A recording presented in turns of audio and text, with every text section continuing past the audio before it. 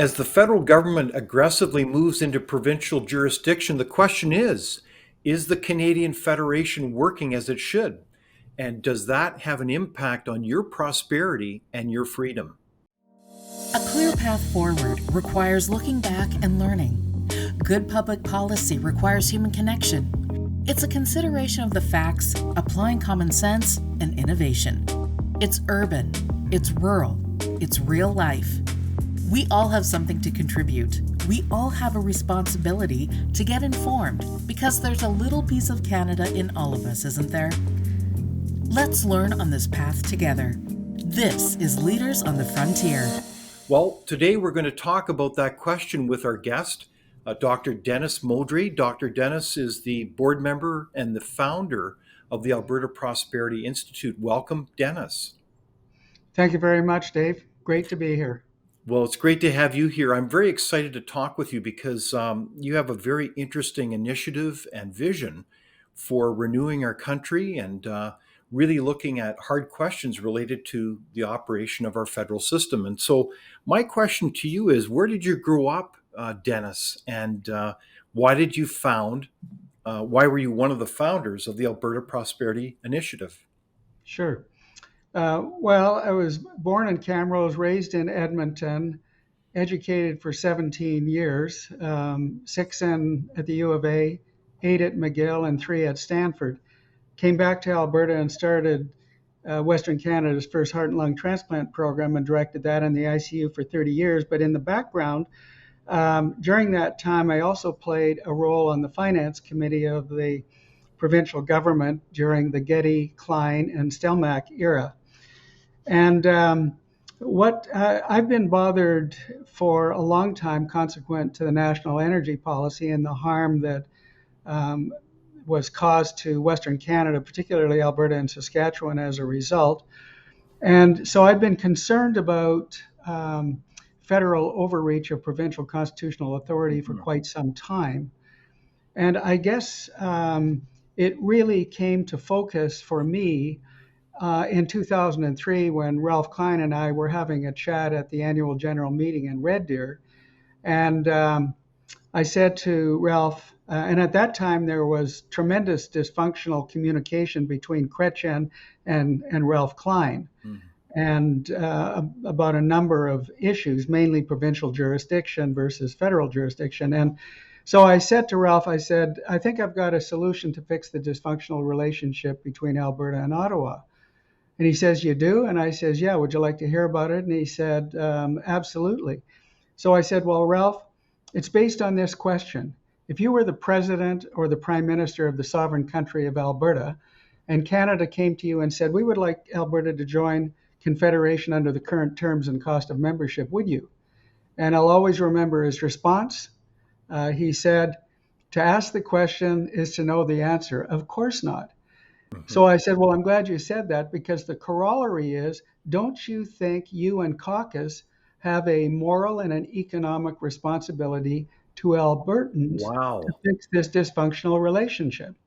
And he said, yeah, I guess we do. And I said, well, look, I'm working on a document that defines the algorithm of how to do this. So once I've completed it, let's meet. And so I completed the document. It's about 48 pages in length, vetted through constitutional lawyers, academics, prominent politicians like Don Mazankowski, engineers, other physicians, etc. And then I met with Ralph in his office in 2003, and we went through it. And he asked me if I would be interested in presenting it to caucus. I said, yeah, I would.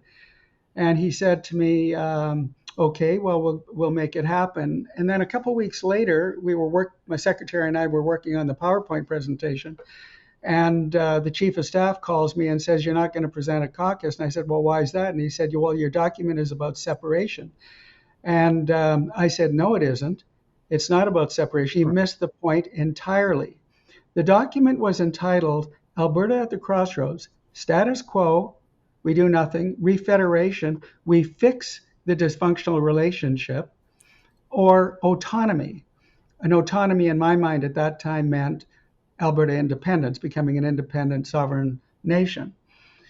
But the essence of the document was about leverage. Hmm. What is the leverage that Alberta could use to fix the dysfunctional relationship that it has with Ottawa, which has only become worse subsequent to Ralph's retirement? Hmm. And could that leverage not just fix Alberta's relationship with Ottawa, but fix the dysfunctional relationship that other provinces Hmm. also have with Ottawa?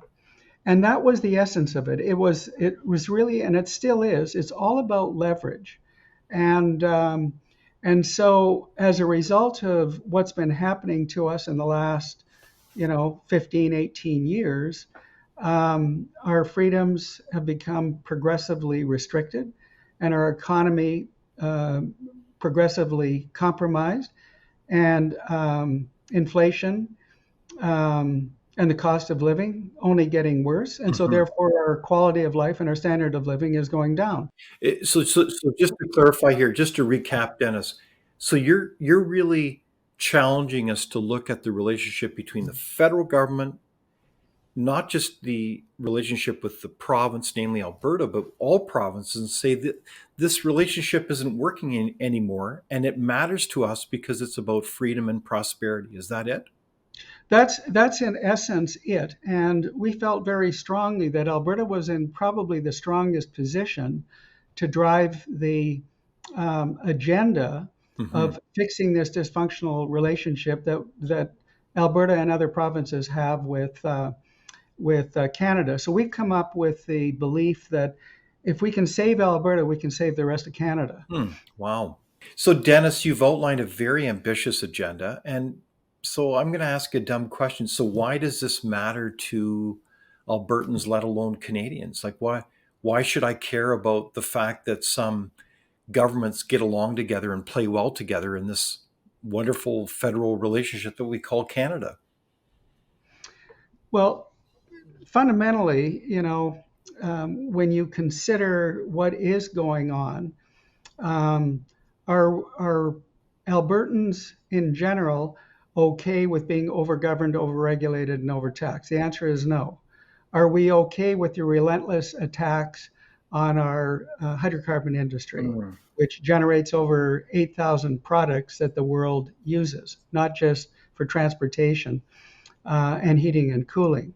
Are we here in Alberta? Are we okay with the the the relentless attack, if you will, um, on our prosperity with the climate agenda? Hmm. Um, and are we willing to endure, what is going on there? Are we okay with wokeness, cancel culture, and critical race theory? No, we're not.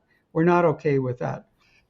There's a number of issues, that we are facing that we think other regions are upset with as well. Um, Not the least of which, for example, might be, um, are you okay with biological males competing with females in sports? Are Hmm. you okay with the teaching of multiple genders and the grooming of children in elementary school? Hmm. Are you okay with, um, for example, the authoritative figures pushing puberty blockers and the surgical mutilation of children under the age of 18 before the age of consent? Are we okay? Many in Alberta are not. What about the issue of parental rights to control the upbringing and the education of their children? That is being eroded. What about the issue of diversity, equity, and inclusion as Hmm. the basis for hiring, advancement, and scholarship? Um, Many of us are not happy with that, but we're not the only ones. It's the same thing elsewhere in Canada. And what about the federal government and the liberal media blocking conservative thought? Hmm. Um, and what about schools, colleges, and universities, for example, censoring conservative thought and preventing debates in which a Hmm. conservative perspective might be presented. Okay. So part of this is, Dennis, in this context, though, all those issues are very important, but aren't a lot of those things under provincial control? Well, no, it isn't. I mean, if you look at Bill C-11 and Bill C-18 of the federal government, Bill C-11 prevents content being produced by anybody that is at variance with what the federal government would want. So it's a form of the prevention of free speech. Hmm. And then the same thing with Bill C-18, which is the Online News Act. Hmm. So these kinds of things cut across the entire spectrum in Alberta and across Canada and across any jurisdictions that want to prevent free speech. I mean, if you think about it, probably the most fundamental basic tenet of democracy is the ability to express an opinion, Hmm. and that is being squelched. So there are many things that that cannot be fixed. Now, if you take in Alberta and in any province, what can a province do that does not require opening and changing the constitution? It can take control of policing, such as has occurred in Ontario and Quebec. They have their own provincial police force. It can take control of policing, pensions, immigration, employment insurance, provincial tax collection. Hmm. Well, why take control of pensions from an Alberta perspective? Because we overfund the pension plan by $3 billion a year. Hmm. Why would we want to take control of employment insurance? Because we overfund it by $1 billion a year. Why do we want to have control of immigration? Not dissimilar to Quebec, right? We want to be able to ensure that immigration meets the needs of the region. Um, and it doesn't mean to say that we don't have a heart for people that are displaced, Hmm. but that has to be controlled. And the Wow. way the federal government is operating right now, it certainly isn't controlled. But what can't we do? Hmm. What requires leverage that Yeah. Albertans want? Well, we can't take control of federal taxation. Hmm. He who has the gold rules. We give $60 billion a year to Ottawa through federal taxes. We get back 23. What's that 33 used for? Because we didn't get a cent of it in return. So it's Hmm. used for virtue signaling causes that don't align with what Albertans want to see happen. So the bottom line here, Dennis, is that your vision is really quite an ambitious one that says Albertans want to take better control of their own province so it reflects the needs and aspirations of that community. Is that the bottom line? Well, that is the bottom line, and there are a number of things that Yeah, require leverage in order to achieve that right. objective. But Now, that's when you not say pure. leverage, do you mean gaining control? Or I think that word would be foreign to our audience. What do you mean by leverage? Leverage means right now we have an imbalance of power between the federal government and the provincial government. How do we solve that imbalance of power? When we want something, we talk from the federal government. Let's say we want to end equalization, which is a good metaphor to deal with all of the things that we would like to see happen. So we had a referendum in Alberta, right? And in 2020, October of 2020, and that referendum um, was supported And, by the and I populace. should just clarify, what is equalization and what was the referendum about? Well, that was equalization was a process that was started in 1957, um, and it was legislated into law at that time.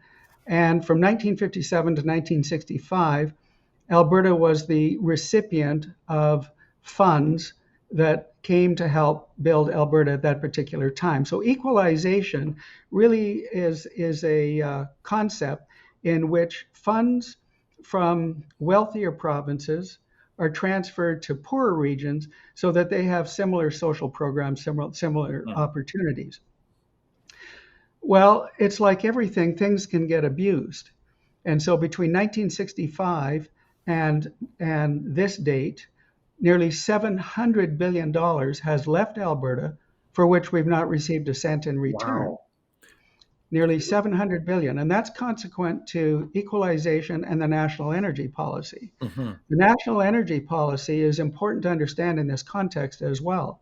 If we look at the history of the founding Mhm. of this country, if we think of the British North America Act, we know Mhm. that in 1867, a Yep, family of British colonies in the northern part of our continent yep. got together through the genius of so many others, including Sir John A. Macdonald, and said, wow, we could work together as a particular type of federation. And they worked together as co founders with the provinces equal to each other, working together to create a federal government that they thought they could serve themselves better and create a new country, Canada. So, would you say it's important to remember that history? And how does that inform your vision about how we need to go about our business today?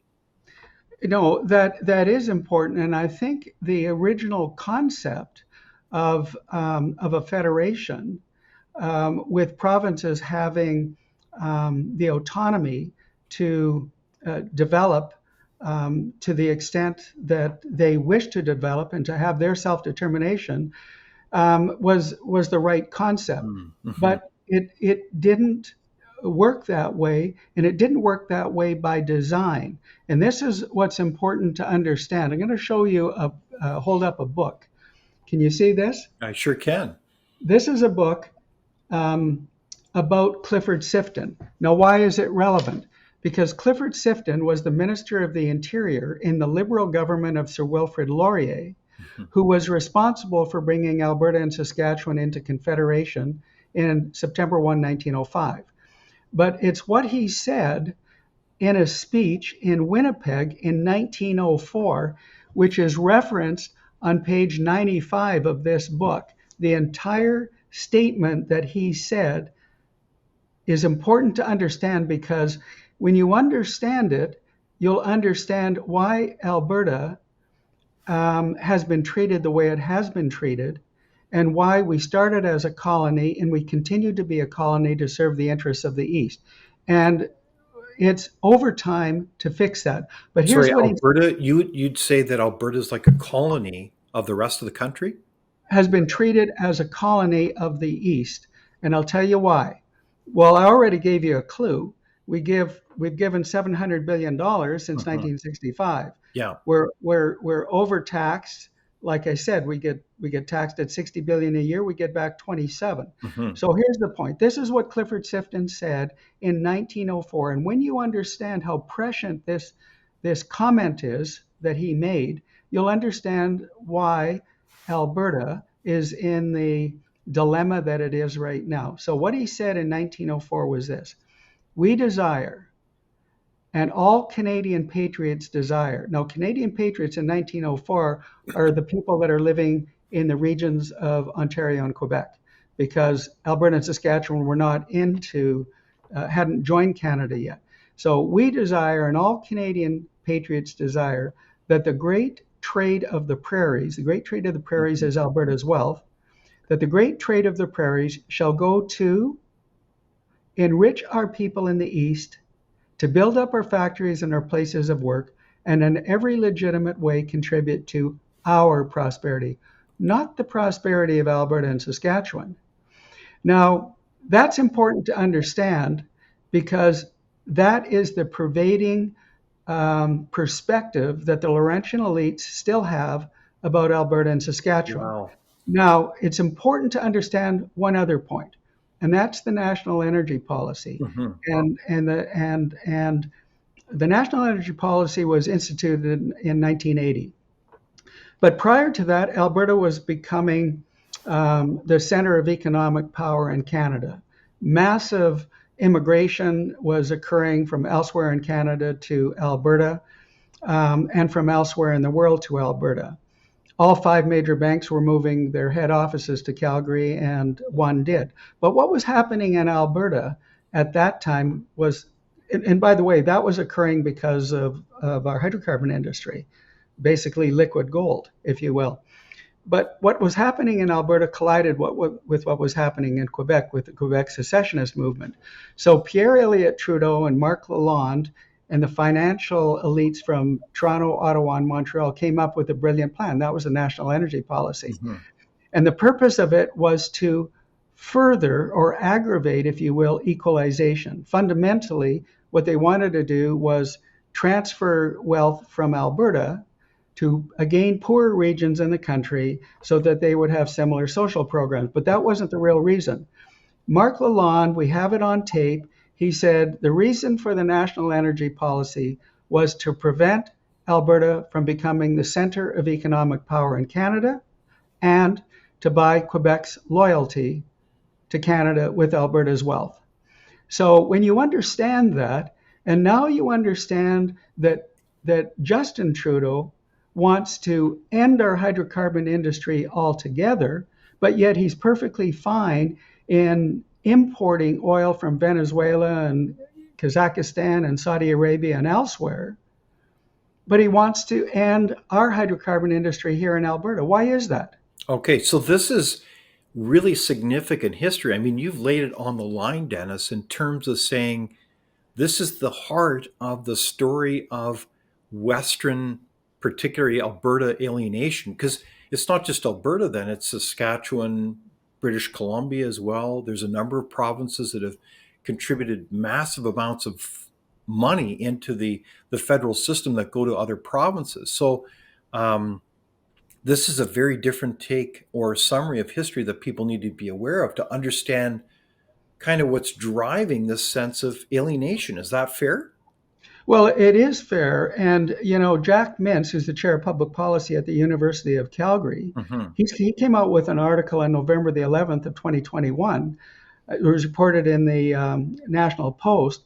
And he pointed out that ending our oil and gas industry is going to result in a one-third reduction in the average income of Albertans. So what is that going to do with respect to our quality of life and standard of living in this Hmm. province? Yeah. Particularly when more oil and gas is required. And, and Alberta does not have the capacity by 2035, which is what the federal government wants, to completely convert away from hydrocarbon industry to drive our electricity grid, Hmm. our power grid. It's just not possible.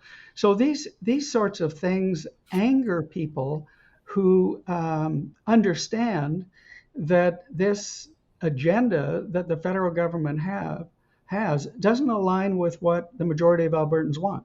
Okay, so help me understand as a layperson on this one, Dennis. How does the federal government intrude into provincial jurisdiction? We do have the British North America Act, a founding document that defines the split in responsibilities between the province and the federal government. And one of them has to do with natural resources. Natural resources are the responsibility of the provinces. So on what's the rational reason that the federal government thinks that they can shut down oil and gas in Alberta, let alone the rest of the country? How is that possible? Well, what they do is, and I'll give you three examples. What they do is they implement a regulation which supersedes the Constitution. So, for example, take healthcare. The Canada Health Act supersedes provincial constitutional authority on healthcare. What they did was the Canada Health Act is a regulatory act, and it overrode provincial constitutional jurisdiction to run the healthcare system. Okay, so in other words, the health is a provincial responsibility, but the federal government got involved in provincial jurisdiction. But the provinces played ball with the federal government because the federal They government they helped did, helped they did, give the money. Is that right? they did, and now our Canadian healthcare system functions in the lowest quartile of quality at the highest quartile of cost, Hmm. according to multiple metrics of analysis. Hmm. So here's where we are right now with the healthcare system. Secondly, the carbon tax. The carbon tax also um, was ruled by the Alberta Court of Queen's Bench before the King became the King. Uh, the Alberta Court of Queen's Bench ruled that the carbon tax was unconstitutional. And what did the federal government do? The federal government appealed it to the Supreme Court. What did the Supreme Court do? The Supreme Court twisted itself into a pretzel, wrapped themselves around the narrative of climate change, and said it is a legitimate law, Hmm. the carbon tax. It is a legitimate regulation, the carbon tax. Now we're facing the Impact Assessment Act again, and by the way, the carbon tax, of course, also is outside the Constitution because, again, it's up to the provinces to control completely the development, transport, and financing and revenue from their natural resources. Mhm. Right. So, so now the Impact Assessment Act is Bill C-69. Bill C-69 is the act that prevents any new pipelines from being developed. Um, and that is now before the Supreme Court. The Alberta Court of Appeal also ruled that the Impact Assessment Act is unconstitutional. The federal government has appealed that to the Supreme Court. Once again, how will the Supreme Court rule? And we'll have that ruling within a couple of weeks. Hmm. Um, Again, they will likely rule that the Impact Assessment Act is a valid act by the federal government and therefore enforceable. So the point is that the provincial government has no leverage to prevent the carbon tax from carrying on. It has no leverage to prevent the Impact Assessment Act from occurring. It has no leverage to fix all of the other things Hmm. that are an irritant and that which compromises Albertans and Hmm. people in Saskatchewan and in other regions of the country as well. So these are very significant examples, Dennis, that you've articulated well that really intrude in fundamental, really ultimately disastrous ways into provincial jurisdiction that people probably are not even aware of, are they? Well, I think many people, have been persuaded that some of these things are necessary to do. They bought into the narrative of climate change. Hmm. When there's, over 1,400 climate scientists, including Nobel Prize winners, and a recent report from a Nobel Prize winner out of Princeton and out of MIT Hmm. that that have said the climate narrative has been falsified. Hmm. So as more and more people become aware of this, more and more people are going to become Hmm. angry about these climate policies that are being, driven down our throat, as it were. Well, and it's fascinating. This last week, we noticed that the new chair of the UN's Intergovernmental Climate Panel asserted that a 1.5 degree Celsius change in temperature over the next 80 years is not an existential threat to the world. So I found that very interesting in terms of change of narrative. Mhm. Who knows? But the point is that our current federal government is maintaining that it is an existential threat and that they have the prerogative to basically do a lot of major changes that do affect Mhm. provincial jurisdiction. And more recently, we've heard about the clean electricity policy. Can you tell us more about that? Yeah, so the federal government has proposed the implementation of a law, a legislation that will require all provinces to ensure that their electric grid um, is powered by sources other than the hydrocarbon industry. Hmm. Now, that's fine when you've got 80% of your electricity from hydro or from nuclear. But Alberta and Saskatchewan, 90% of our electricity is driven from oil and gas. Hmm. So there's no possible way to transition in 12 years to what they want. Hmm. So, what can the provincial government do? What can the Alberta provincial government do to, um, you know, ensure that we can move forward, um, even if you don't believe in a net zero argument, but we can move forward to the provincial government's perspective that we can hit net zero, but by 2050, not by 2035. So in other words, give us the time, but the federal government doesn't seem to want to do that. Mhm. You So, see? Dennis, you've made a very powerful outline of how these issues of the relationship between the province and the federal government isn't really working for Alberta, but it's not really working for many other parts of the country as well. Can you tell us more about the case of Saskatchewan and even British Columbia as an example? Well, in Saskatchewan, of course, they have the same issues that we have in Alberta. I mean, it might as well be called Saskberta or Mhm. Alsask, because we have the same kinds of issues. In Saskatchewan, and in Alberta, agriculture is a big one as well, Mhm. and the kind of legislation that the federal government wants to implement to reduce um, hydrocarbon-based, nitrogen-based fertilizer Mhm. will impact tremendously the output, the agricultural output in both Saskatchewan and Alberta, and that does affect BC and Manitoba as well, and yeah, and other producers. It's just that Alberta and Saskatchewan are the major producers Mhm. of agricultural products in Canada, not just for our use in Canada, but for export around the world. Mhm. So I would say that Saskatchewan and other regions have the same sorts of concerns, but in terms of the energy grid, BC, Manitoba, Ontario, and Quebec don't have the same um, reliance on the hydrocarbon industry, and so they are going to be impacted Mhm. because they have to move to 100% um, power grid that precludes the use of hydrocarbons. Mhm.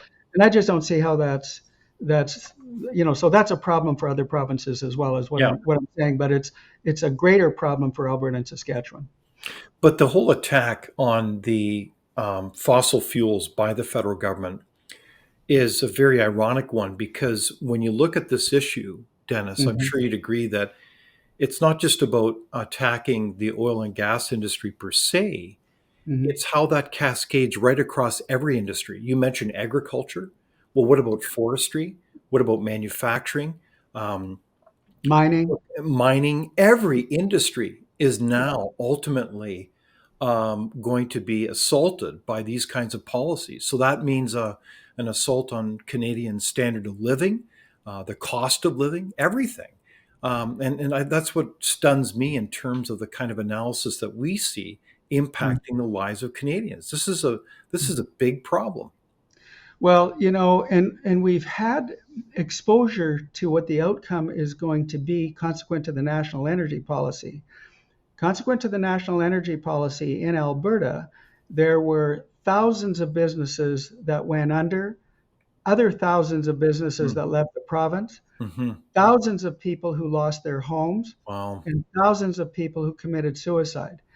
This is the kind of thing that we're facing. It's fundamentally an existential threat to our very way of life, our quality of life, our standard of living, and our actual life per se. Wow. These sorts of things. Even the medical industry relies on the hydrocarbon industry. If you think of all of the Yeah. products that are used in healthcare, um, ending the hydrocarbon industry is a ridiculous. Mm-hmm. It's absolutely Mm-hmm. fanatical Mm-hmm. to think that this is a reasonable thing to do. It's almost like these policies are not really policies. They're really ideology pretending to be policy because they're not really grounded in reality in terms of how we can go about our work. So, one of the examples I found very interesting is that Mhm. I talked with a gentleman last week who said, well, the key is just to build more windmills and solar panels. And I said, well, where do you think all that kind of quote alternative energy is based on? It's all based on oil and gas. Yeah, yeah. Well, it is because you can't generate solar panels and you can't generate the windmills without the oil and gas industry. Hmm. And the machinery to get the minerals for this.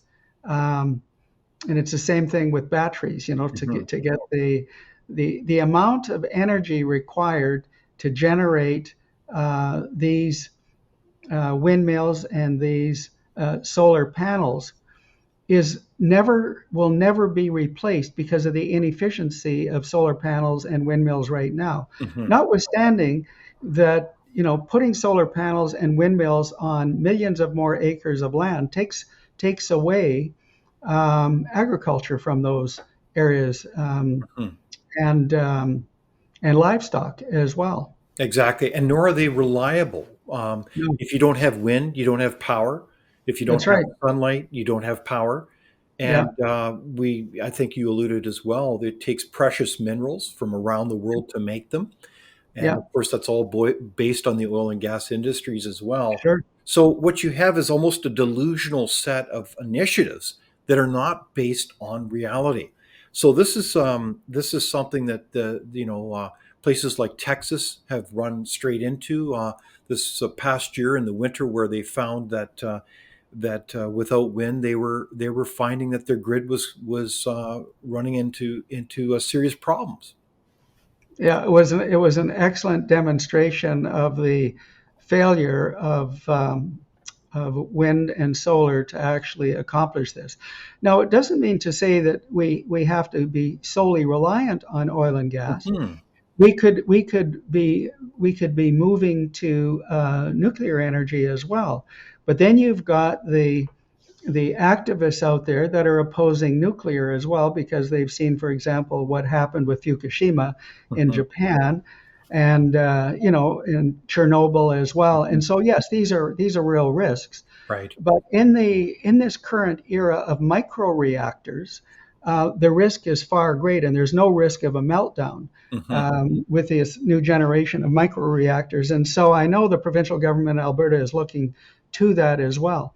But until we get microreactors in place, which isn't going to happen overnight, we need to be reliant on oil and gas. And even moving forward, there's the issue of transportation as well, Hmm. and home heating and cooling. And a lot of that is still going to be reliant on the hydrocarbon industry, as well as the Hmm. 6,000 products that emanate from a barrel of oil. Exactly. So, Dennis, if we look at the really big picture, then we're, as a country, in a bit of a quandary here, where Right. you have all these differences and disagreements are really about really different worldviews about how we're going to live our lives as Canadians. You have a federal government that is, in many respects, pursuing very radical policies. They're really socialists in many respects. On the other hand, you have provinces who have their governments who are not of that worldview. They believe Yes. that parents should have rights over their children as minors, Yes. Yes. as one example of many. So there's different, it's a kind of a clash of worldviews. And Right. so you're saying that, gosh, we've got to grab a hold of this constitutional relationship because it's not serving us as a provincial community. Is that another Correct. way to say it?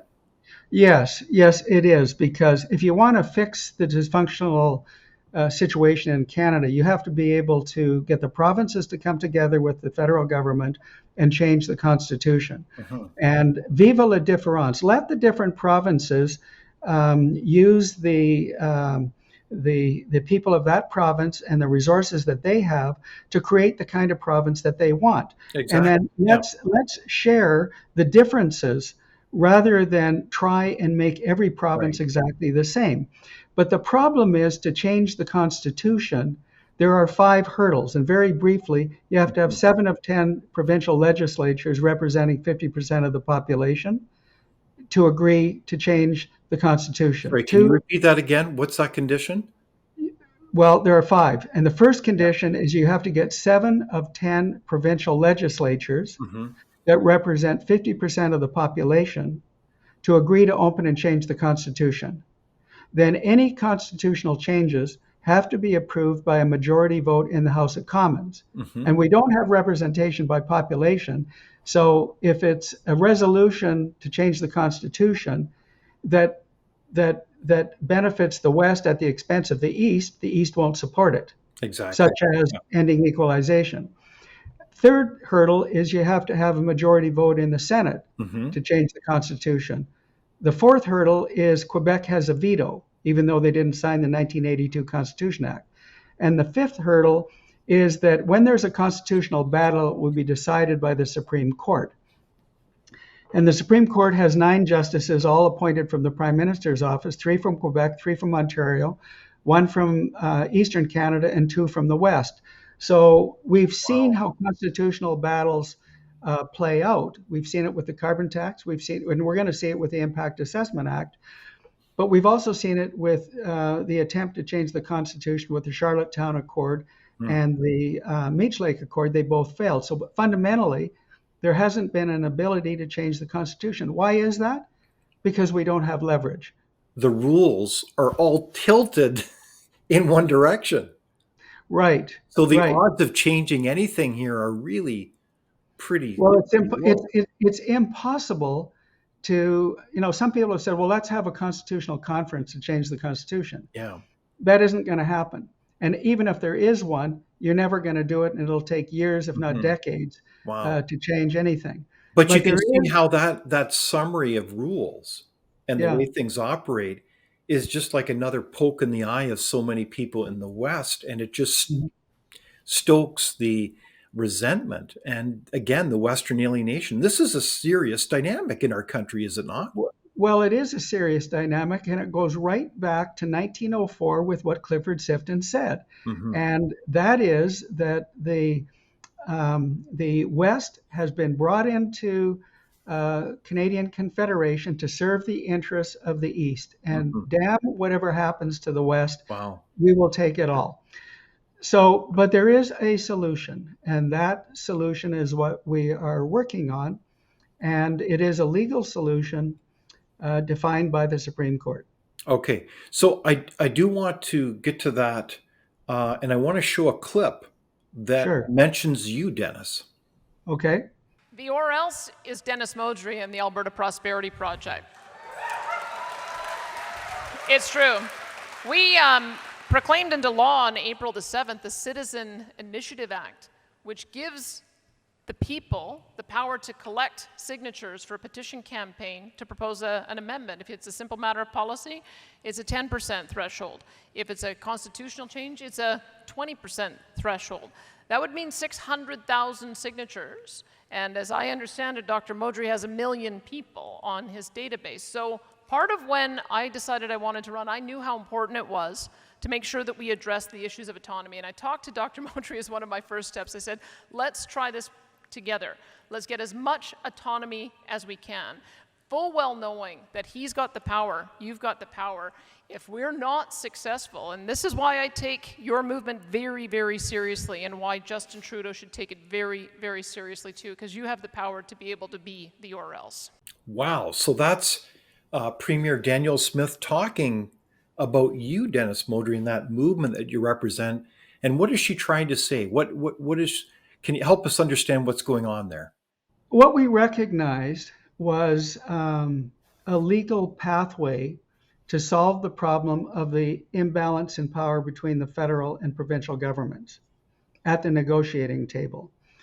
And what made me think about it was the equalization referendum that occurred in Alberta. So there was a referendum in October of 2020 Hmm. to end equalization.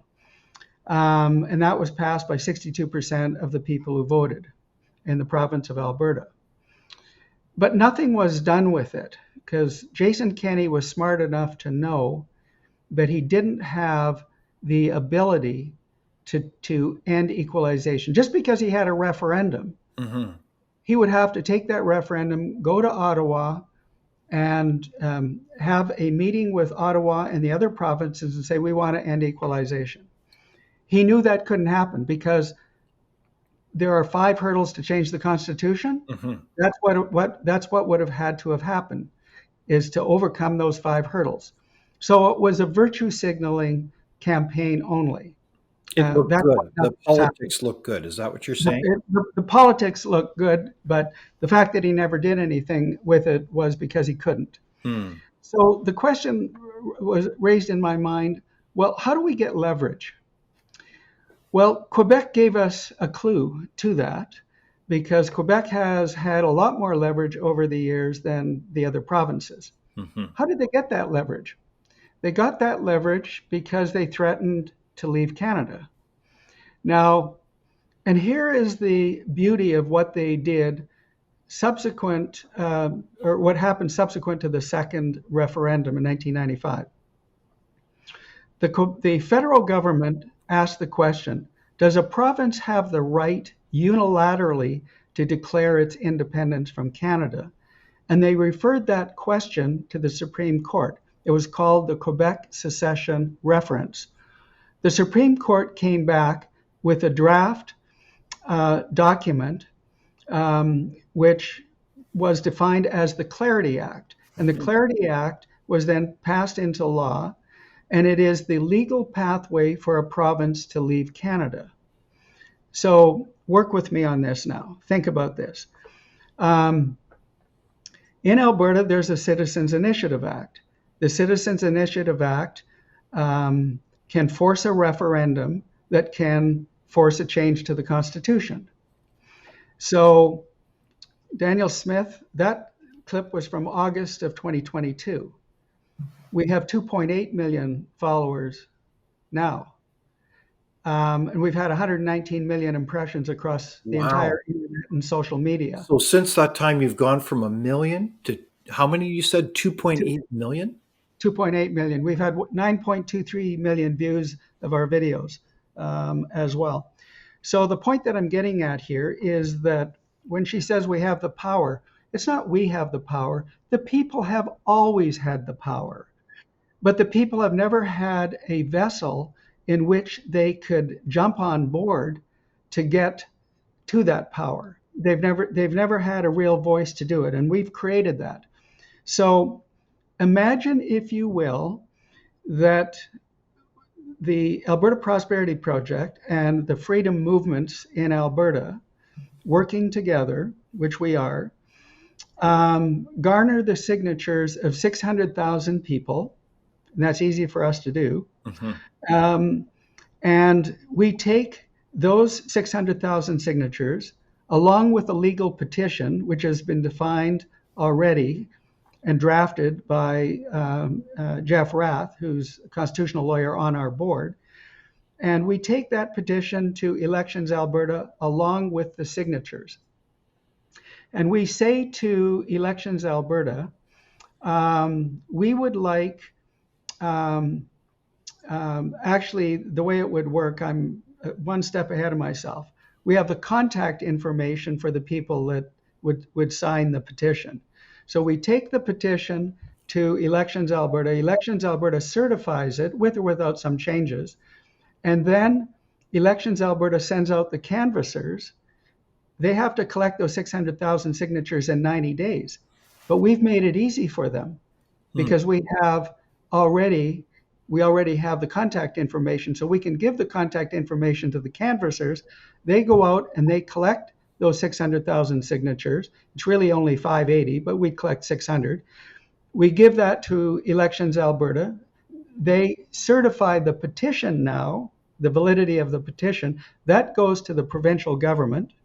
And the provincial government now is compelled through that petition to hold a referendum at a time of their choice. Let's take it to the next step. The referendum now takes place, and the referendum is successful.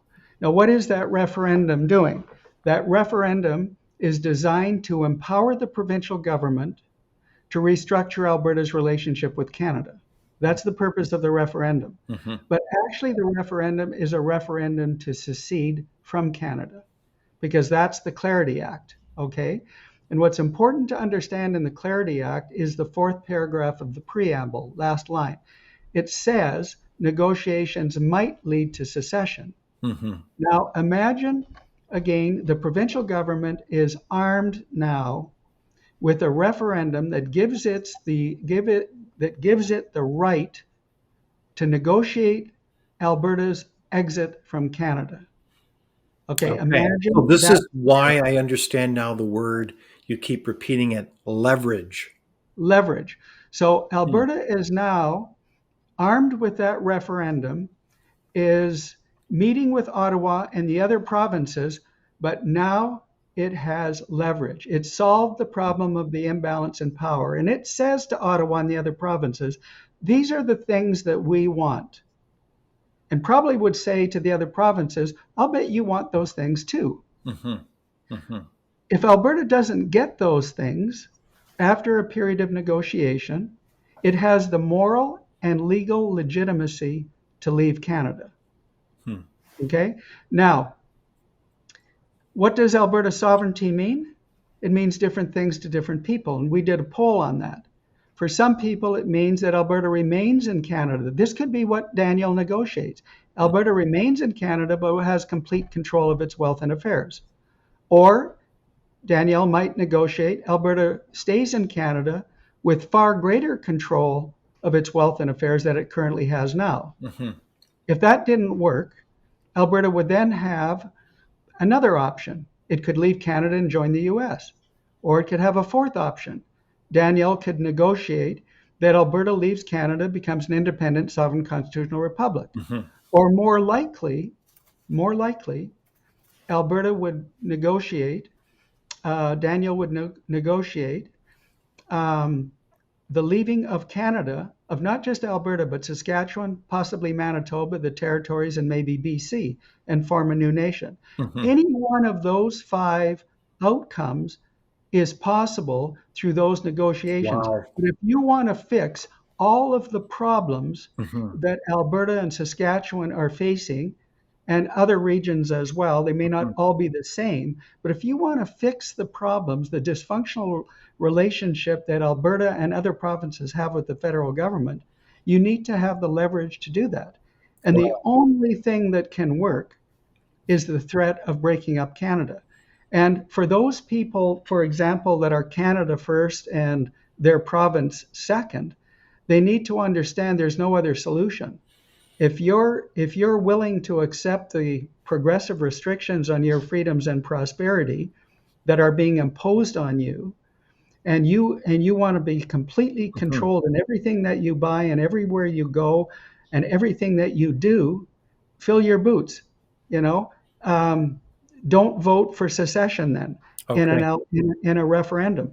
But if you want change, if you really want change, if you want what Quebec has, Hmm. you have to be willing to stand up for yourself. Wow. So And this there's is, no way to do it. I think for most Canadians, Dennis, this would be reality therapy. It's really about creating a better relationship for that serves actual provinces, not just the federal agenda, That's and correct. to be able to, in essence, pull a Quebec here as you try to get things back on course, Yes. and try to bring Alberta's prosperity and future freedom into clarity here. So this is Yes. a really profound overview. So how do people get involved? I mean, is the ball really in the court of Premier Smith?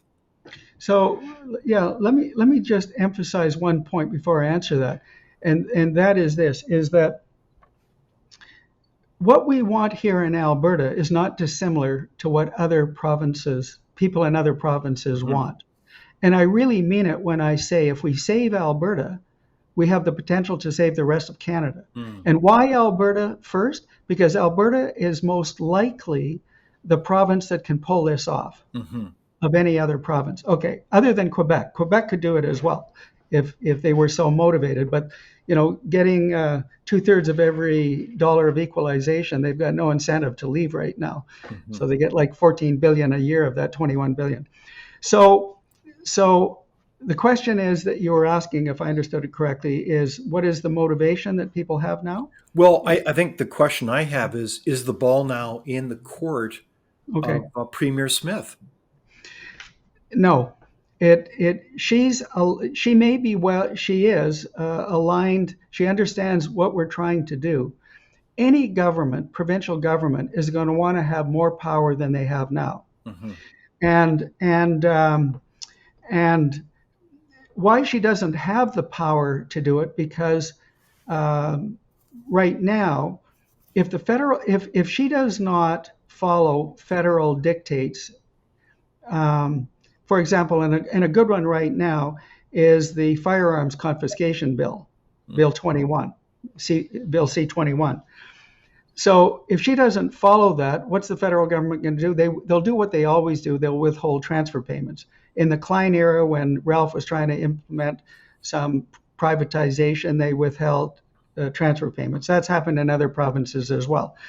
So, so we don't really have the leverage. But she did pass an act called the Alberta Sovereignty Act within a united Canada.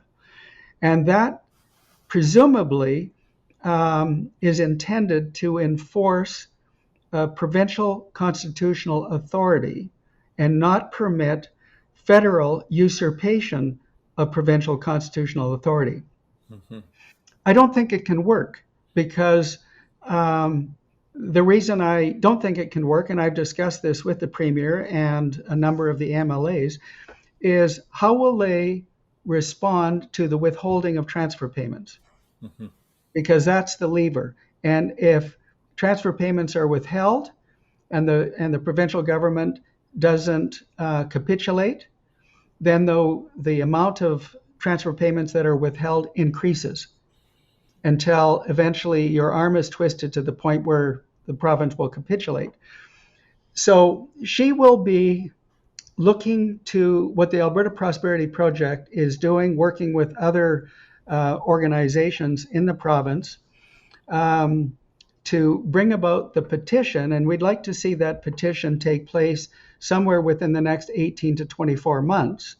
And then it's up to the provincial government to decide when they will hold the referendum. Because the petition, remember, is only necessary to force the referendum. Okay. The referendum is the next step. So, as we look to the next steps and as we wrap up our discussion here, Dennis, what can citizens do? How can they get involved in terms of this issue? Well, I think the best way to think about this right now for citizens, and it's interesting when you refer to citizens, are you just referring to citizens in Alberta? Because there are citizens across the country. Mm-hmm. And we have supporters from around the world. And I'm sure a number of those supporters are Canadian expats and maybe Alberta expats.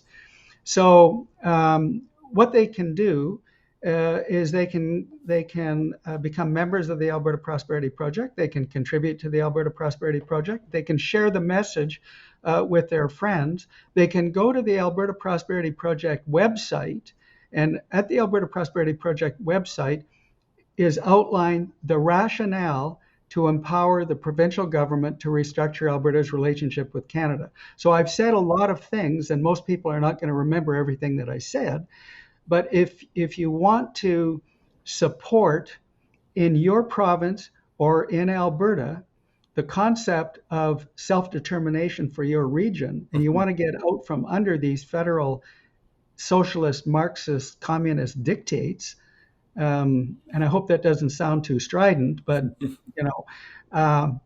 you want to get out from under all of that, consider what you can do in your own province. In Saskatchewan, for example, there's a Saskatchewan Prosperity Project as well. Should citizens speak with their MLAs and their MPs? Yes, absolutely. You can speak with your MLAs. Now, part of the difficulty in speaking with MLAs is they usually come back with, there's no way that my constituents will ever vote for a referendum to leave Canada. That's not going to happen. That's not the purpose of it. The purpose of the referendum is to empower your provincial government, in this case, Alberta's provincial government, but could happen in any province, is to empower your provincial government to get a better deal within the constraints of the current Confederation construct. Mm-hmm. That's all. Okay, so a key thing is you're challenging citizens, whether they see themselves as a citizen of Alberta or Canada, to get involved and to speak up, to learn more about the Prosperity Project, but to talk with your elected officials, both federal and provincially, and say, we want a better deal. Is that right? We want a better deal. We recognize that we can't change the Constitution easily. Convince me otherwise. Um, and here is a process that can work. Here's a process that can actually not only empower your provincial government, but put the power back in the hands of the people. Okay, I Well mean said. this is about putting the power back in the hands of the people, and there's really no other way to do it. And you watch what happens at the UCP AGM this coming November 3rd and 4th. I think the the the country's going to be very interested in what happens in Alberta. All right. Well said, Dennis Modry, board member, founder of the Alberta Prosperity Institute. Thank you for joining our conversation today about how we can not only renew Alberta's relationship with the federal government, but also renew the country and bring more power back to the people. Thank you for joining us. Well, thank you very much, David. It's been a pleasure, and I look forward to many more times to meet and discuss how we move forward together. Thank you for watching Leaders on the Frontier. We're a nonpartisan think tank. We explore ideas, policy, and practical solutions that can make a difference in the lives of Canadians. We do not accept any government funding. We work for you. Thank you for supporting Frontier. Visit fcpp.org to give. While you're there, be sure to check out our latest articles and research. Without open discussion and debate, you're not thinking, nor are you free. Comment below. We'd love for you to join the conversation.